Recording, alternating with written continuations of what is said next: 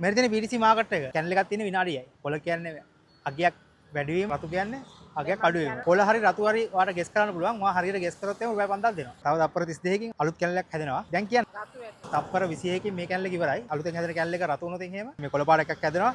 මේක නෙමෙයි ඉස්සරහට හැදෙන්න තියෙන channel එක තමයි කියන්න ඕනේ. හරි. ඒක රතු වුණොත් ඔයාලට රුපියල් 5000ක් හම්බ වෙනවා. හරි තප්පර 5කින් පටන් ගන්නවා. දැන් මේ පටන් ගත්ත channel එක රතු වුණොත් ඔයාලට රුපියල් 5000 හම්බ වෙනවා. තව තප්පර 53ක් තියෙනවා. රතු පැත්තට ආවා. බලමු තව තප්පර 53ක් තියෙනවා. පොඩ්ඩ ඉනාවත් එනවා රතු වෙද්දී නේ.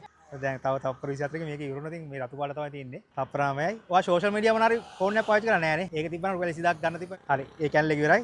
හරි එහෙනම් ජය වේවා. හරි අපි වෙන්න.